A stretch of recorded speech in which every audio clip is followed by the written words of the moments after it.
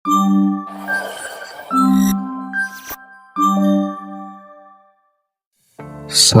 او نیکې هیلې یو ځل بیا زموږ د پښتو ټیک چینل ته ښه راغلاست.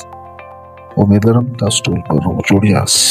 په دې ویډیو کې به زه تاسو ته وښیم د واتساپ اووه مهم سیکرټس کوم چې باید هر یو واتساپ یوزر پرې پوه وي. نو مخکې له دې نه زموږ چینل در سره سبسکرایب کړئ او ویډیو در سره هم لایک کړئ. نو تر ټولو مخکې به اولنی ټریک یې دا ده چې رابشئ سیټینګ ته.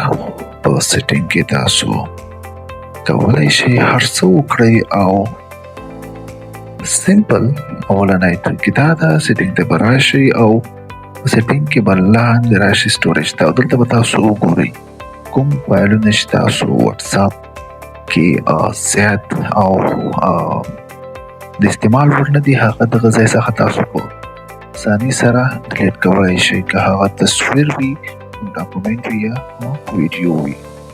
نو دا یې شو لومړنی یعنې اولنی ټریک او په دې سره به تاسو واتساپ سپیډ هم تېز شي او کار به هم تیز کوي او واتساپ میموري به هم ډیره شي.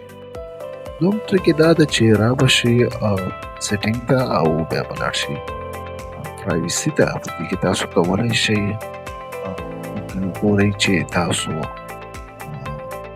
میسج څوک وګوري یا تاسو وګورئ چې کوم وخت پورې تاسو آنلاین وئ او که نه وئ. نو څوک یې وګوري څوک یې ونه ګوري تاسو دا هم پکې کولی شئ په اسانۍ سره په دغه ځای کې په پرایوسي کې. او دلته کتلی شئ لیکلي everyone my contacts without دا ټول څیزونه تاسو دې کې په اسانۍ سره کولی شئ. او بل پروفایل هم څوک وګوري څوک ونه ګوري کوم نمبر چې تا ځان سره سیو کړي دي هغه هم پکې کولی شئ. همدارنګه سټیټس هم. او بل ټریک دا ده چې رابشئ سیټینګ ته او دې کې تاسو وګورئ که نه زه یو میسج لیږم او په دې کې زه دا غواړم ځان سره سیو کړمه د همیشه لپاره. نو دا سټار میسج به کلیک کړئ او دا سټار به پې آیکن به پې پریس کړئ. نو دلته تاسو کولی شئ سټارټ میسج کې دا میسج تاسو سره همیشه لپاره دلته سیو پاتې کیږي. همدارنګه بل ټریک دا ده چې ټریک نمبر 4 چې تاسو غواړئ یو کس میسج یې سوچ چې میوټ کړئ داسې پریس به پې وکړئ او دلته تاسو کولی شئ د همیشه لپاره د میسج نوټیفیکیشن تاسو سره بند وي. یعنې کوم میسج تاسو سره په دې رانه شي. سپیشلي دا خلک په ګروپ کې کوي چې د ګروپ کې ځکه میسج ډېرې وي نو تاسو غواړئ میسج ریسیو نه کړئ.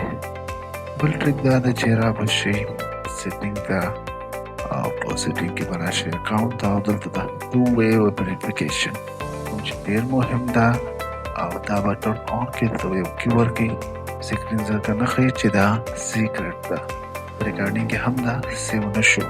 نو په دې سره تاسو اسانۍ سره کولی شئ خپل واتساپ سکیور وساتئ او هېڅوک به هم ستاسو واتساپ څخه څه کاپي کولی یا څه څخه پټولی نه شي. نو دا شول تقریبا 5 ټریکونه. او بل ټریک دا ده چې غواړئ تاسو یو اوږد میسج ځان سره سیو کړئ نو دغه د وایس آیکن به سې پورته کړئ او کولی شئ پکې څو منټه هم تاسو میسج نه پکې وکړئ.